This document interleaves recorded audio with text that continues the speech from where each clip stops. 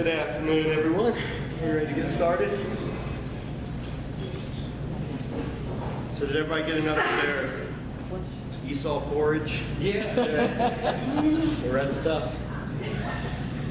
It's really good. If you don't know what I'm talking about, you have just joined us then, because we covered that about a dozen chapters ago. So we're nearing in on the book of Genesis, on the end of it. Announcement-wise, next week, Genesis 49, we're going to look at the prophetic glimpse that Jacob gives into the future of his sons and the tribes. We're going to see a pretty significant messianic promise in there.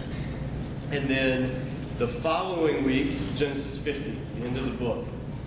After that, the week after that is the week of Thanksgiving. I got to talk to Jeff and find out if we're going to meet that week or not, because it's like Tuesday and then Thanksgiving's on Thursday. And people may be out of town, maybe traveling, so we may not meet that week, but you'll know, I'll figure it out before the next 2 weeks. Then we're going to break for December. So you get the whole holidays. We're going to come back at the beginning of next year, January, and we're going to start fresh, and we're going to start new, and we're going to begin the story of no longer Israel the family, but Israel the nation. And we'll jump into the book of Exodus. All right, so it's going to be really cool. It's going to be a lot of fun.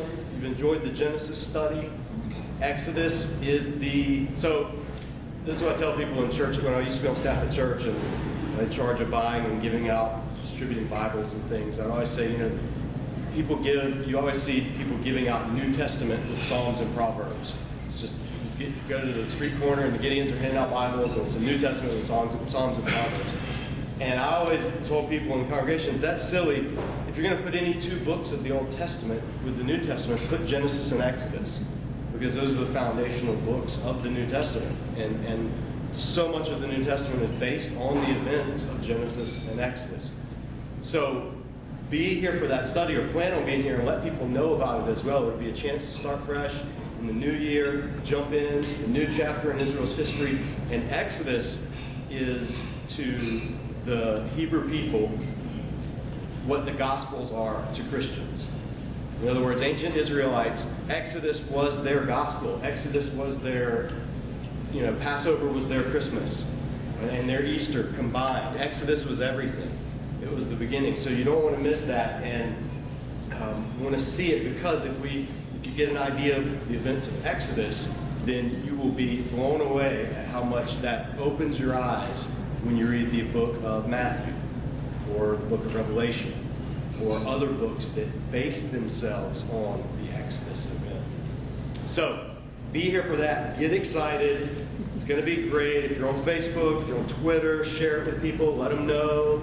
Want to get the word out. And so get ready for that. All right. Let's look at Genesis chapter 48. Last chapter, what had Jacob asked Joseph to do after he moved into Goshen and they settled in? What was his last request of Joseph in the last chapter? Bury him back in the land of Canaan. Yes. Don't leave me here, even when I die. Take my bones, take my remains back to Canaan. We talked about that was because Jacob had this notion that God's promises were still going to happen. Even death can't stop God's promises. And the promise was to the seed of Abraham that would be their land forever. And so Jacob knew that, I'm even in death, I want to be part of whatever God's doing. And later throughout the Old Testament, there would become a more developed view of what we would call the afterlife. And particularly, it would culminate in resurrection, bodily resurrection. And so for the Jews, the idea was go to heaven when you die, but not forever. You go to heaven when you die until the resurrection, and that's when God really keeps all of his promises for good. So Old Testament view of resurrection was always in the minds and in seed form, even in the early books like Genesis. So then, chapter 48, sometime later, we don't know how long later, but sometime around then, Joseph was told, your father is ill. So he took his two sons, Manasseh and Ephraim, along with him. When Jacob was told, your son Joseph has come to you, Israel rallied his strength and sat up in bed. Jacob said to Joseph, God Almighty, in Hebrew that's El Shaddai, God Almighty appeared to me at Luz in the land of Canaan. That's Bethel, the incident where he saw the coming and going, and God made the promises to him, both coming and going. And there he blessed me. And he said to me, I am going to make you fruitful and will increase your numbers. I will make you a community of peoples and will give this land as an everlasting possession to your seed after you. And NIV says descendants. Some may say offspring, but that's that word that's dominated the book of Genesis, the seed. To your seed after you. Now then, your 2 sons born to you in Egypt, before I came to you here, will be reckoned as mine. Ephraim and Manasseh will be mine, just as Reuben and Simeon are mine. Who were Reuben and Simeon in the birth order? The old lady. Yeah, number 1 and 2. Reuben and Simeon. They were the 2 firstborn, the 2 primary ones. So what he's saying to Joseph is, I'm adopting my grandkids. Basically, these aren't going to be considered my grandkids. These 2 are going to be considered just as much the sons of Jacob as Reuben and Simeon, and by extension Levi and Judah and Issachar and Zebulun, all those. So what he's saying is these 2 sons, born in a foreign land to a pagan mother, outside of the promise, are going to become 2 of the tribes of Israel.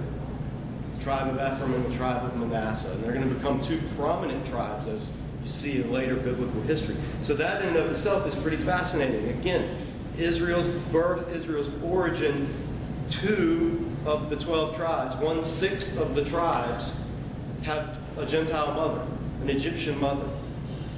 Again, from the beginning, Israel was always a multi-ethnic, multinational entity. It was always based on covenant relationship and promise of grace, not strictly ethnic parentage or geographical boundaries. Can't emphasize that enough. It gets forgotten all the time. But just as Reuben and Simeon are mine, verse 6, any children born to you after them will be yours. In the territory they inherit, meaning in the promised land, they will be reckoned under the names of their brothers. So they'll be in the tribe of Ephraim and Manasseh. So in other words, Joseph is not going to be a tribe in Israel. His 2 sons, Ephraim and Manasseh, are going to be tribes in Israel. And all the rest of Joseph's sons will be in those 2 tribes of Ephraim and Manasseh. As I was returning from Paddan to my sorrow, Rachel died in the land of Canaan while we were still on the way, a little distance from Ephraim. So I buried her there beside the road to Ephraim, that is Bethlehem. When Israel saw the sons of Joseph, he asked, who are these? They are the sons God has given me here, Joseph said to his father. Then Israel said, bring them to me so I may bless them. So here now we come to another blessing time. Last time there was a blessing like this, who was involved? Jacob, Esau. Yeah, 2 sons, Jacob and Esau, older and a younger. And it involved a dying father, or an ailing father, who had bad eyesight. And it involved the younger being put in place of the older, and the blessing being switched around. All of these themes, keep that in mind, because look what happens. Verse 10, now Israel's eyes were failing because of old age, and he could hardly see. Should sound familiar. So Joseph brought his sons close to him, and his father kissed them and embraced them. Israel said to Joseph, I never expected to see your face again, and now God has allowed me to see your children too. Real touching moment, real sweet moment in this is there's no greater joy. Being a parent is, I'm told, is one of the greatest joys in life until you become a grandparent. And then that becomes, that's what I'm told. I don't know either personally, firsthand. But from what I see in everybody, and even in my family, like, grandparenting is the best. Because you don't have to raise them.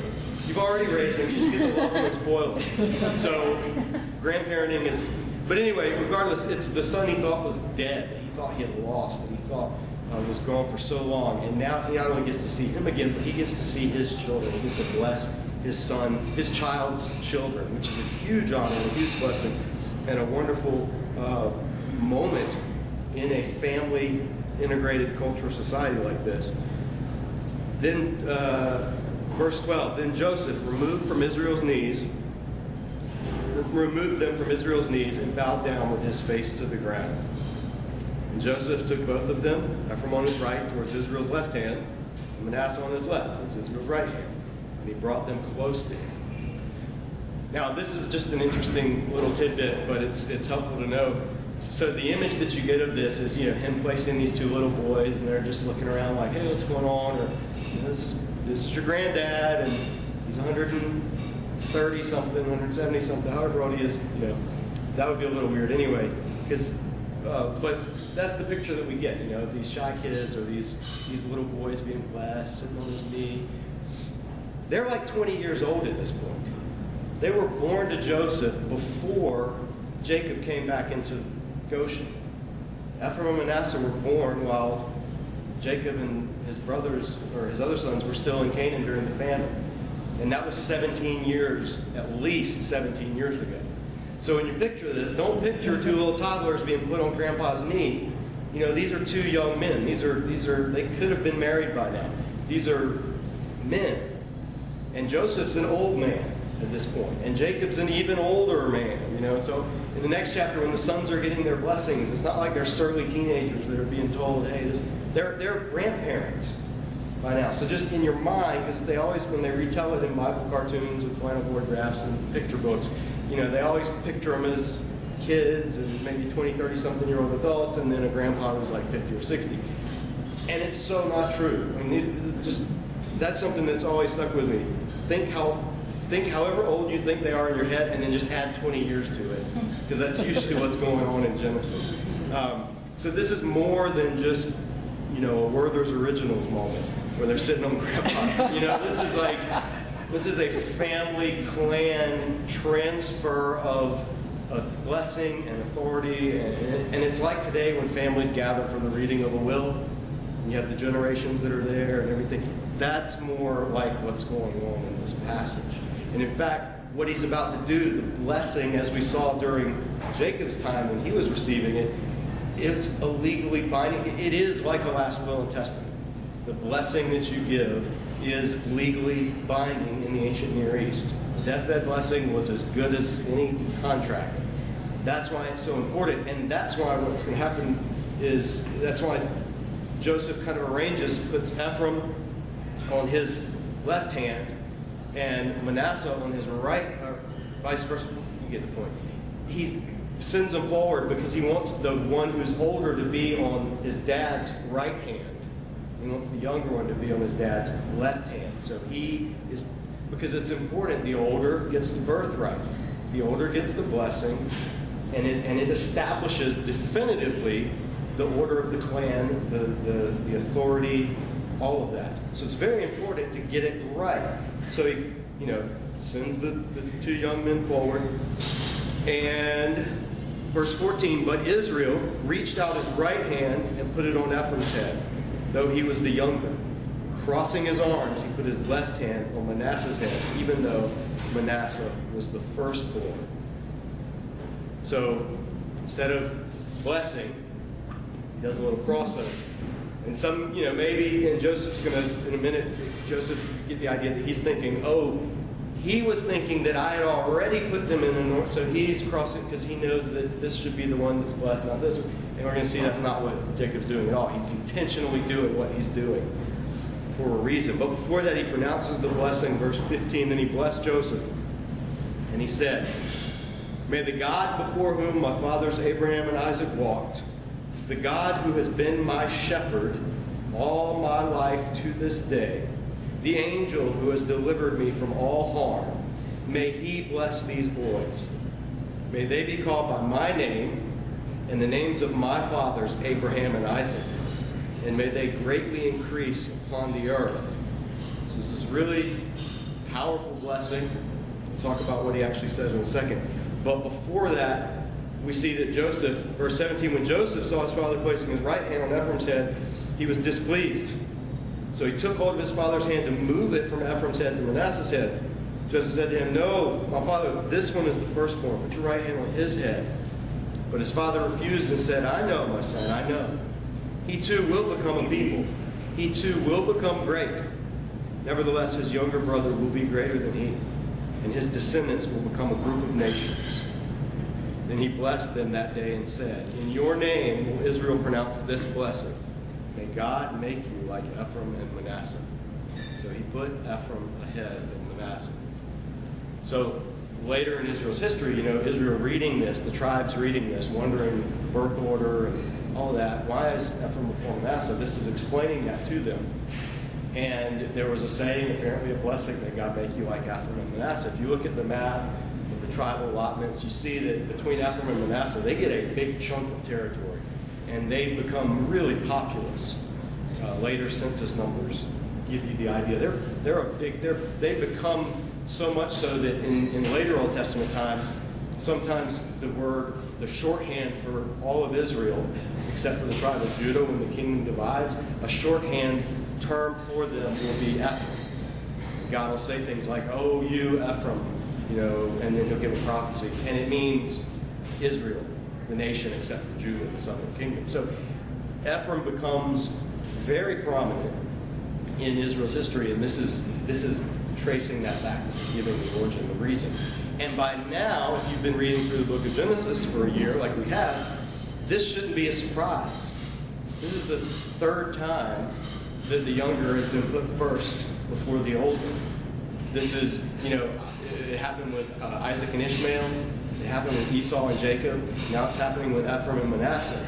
And it's like the author of Genesis is making crystal clear the point that claim to be in the promised line or claim to have status in the kingdom of God is not based on natural, normal things that society constructs, like birth order and things like that. That God chooses people for purposes and destinies based on his own ways, based on grace, based on his own sovereign choice, based on different destinies for different people. It's not, you can't determine it by your birth order. You can't determine it by your status in society. God uses the small to humble the large, or uses the weak to humble the proud, or uses the tiny things to show his glory and his abundance. And so here you have, what's going to become one of the most important tribes in Israel is not even originally a son of Israel. It was a son of Israel's son. And wasn't even the firstborn son of Israel's son.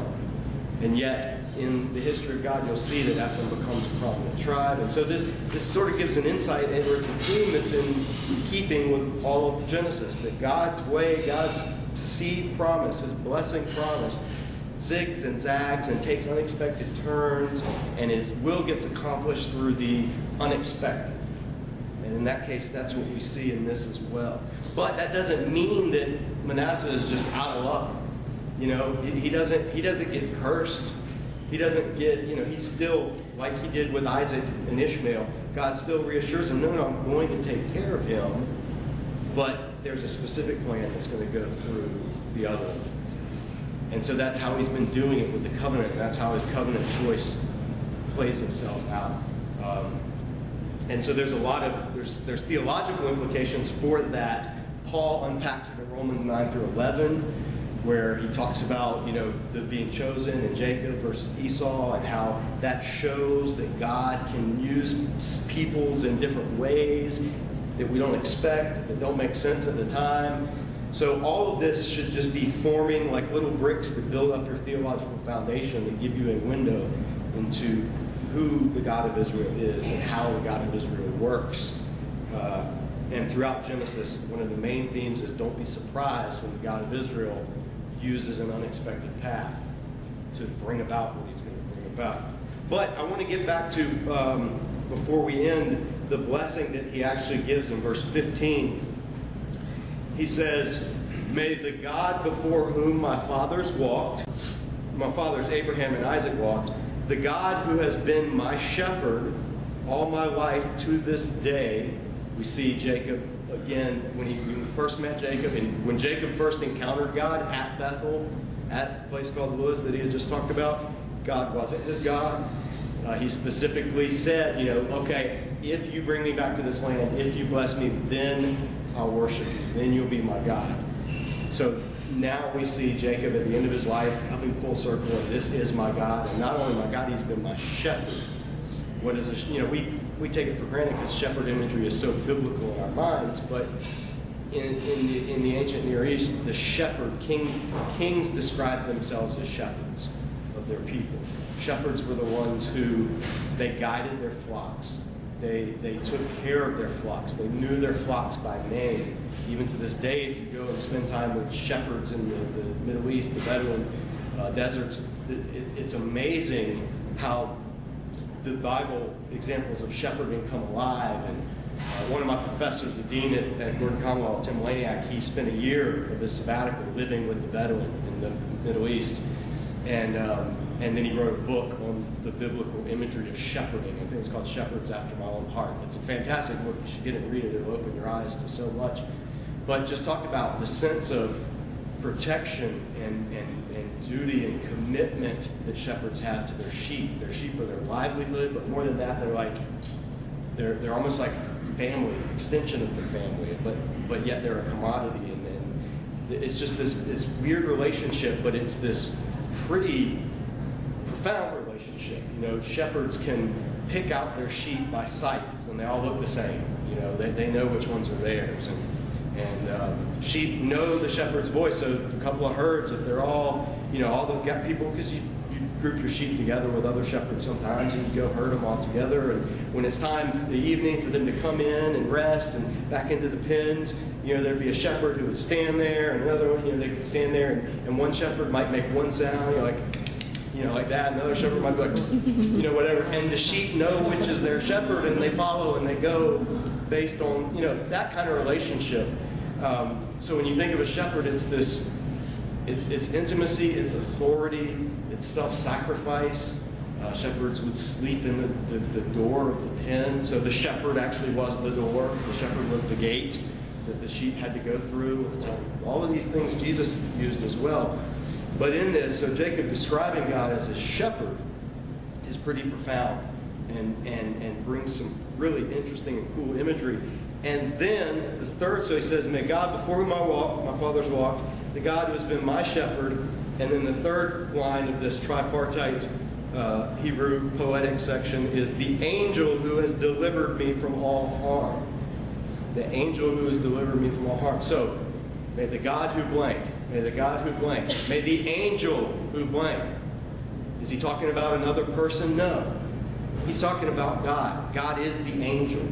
As we've seen in the Old Testament, the angel of Yahweh, the Malach Yahweh, whenever the angel of God, the angel of Yahweh appears, in English it's the angel of the Lord, the angel shows up, usually when Israel's in some kind of jeopardy or danger or something great's about to happen. The angel shows up and speaks, and in the text, it's as if God himself is speaking. And we saw that back in the previous sections when the angel of the Lord encounters God's people. The angel of the Lord is the Lord. Think of it this way. A better translation is the angel that is the Lord. If you want to be fancy, it's an appositional genitive in Hebrew. It is the blank that is blank. You'd say it in Hebrew, the blank of blank, like the land of Egypt. It's the land that is Egypt. So the angel of the Lord, the angel that is the Lord. So God is depicted as the God who his fathers walked with. He's depicted as the great shepherd, and he is also the angel, the one who actually comes down and interacts with humanity. The one who, and we've seen it throughout Genesis, he appeared to Abram as a man, one of the three men before the Sodom and Gomorrah thing. He'll appear later in the Numbers and in Joshua. The angel of the Lord will show up, and it's like God's here, and it's like he's a person. It's like he's a messenger. But it's actually God, and that's what blows people's minds throughout the Bible. And so I want you to see that because it's a really cool foreshadowing of the incarnation. It's not that, like some theologians say, every time you see the angel of the Lord, that's the pre-incarnate Christ. It doesn't go that far. But what it says is God, the God of heavens, the God whose the earth is his footstool and the vastness of the stars can't contain him, that God also can appear and does appear to people in localized form, as a messenger, as an angel, as a person. And then the height of that, the culmination of that will be in the New Testament when he appears in the incarnation of Jesus himself. So even in the Old Testament, this is how the first Christians would have taught things like the incarnation in a synagogue. They would have, in explaining how can this carpenter be a man? How can this man be God? How can this carpenter's son be God? Why do you worship Jesus? That's blasphemy. This is the kind of stuff that the early Christians would have pointed out and said, no, it's not blasphemy. God can be a man and still be God. And here's examples of it in the Old Testament. And now here's the fullness of it in the life of Jesus. So it's a neat blessing. It's kind of cool how it just sets that up. May the God who does this, may the God who does this, may the angel who does this, may he, singular. So it's all the same. May he bless these boys. So, last verse 21, or last section, then Israel said to Joseph, I'm about to die, but God will be with you and take you back to the land of your fathers.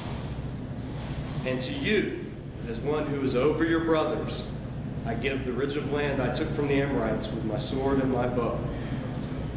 Now, at the end of his life, we see this. Even at the end of his life, there's still that Jacob giving extra to Joseph. Joseph is still his favorite son, and he's the only son that actually gets a piece of land. The only little piece of land that Jacob owned, he gets it as an inheritance. So the story begins with Joseph getting the nicer coat. All his brothers get really jealous. So it ends with Jacob giving him an inherited piece of land, not to his brothers. So the question that this will raise in the minds of readers is, okay, the last time he singled Joseph out and gave him something above his other brothers, his older brothers, there was trouble. So this time, and especially after we read next chapter, these, quote, blessings that he gives to his other brothers, some of which are actual curses, is there going to be trouble again?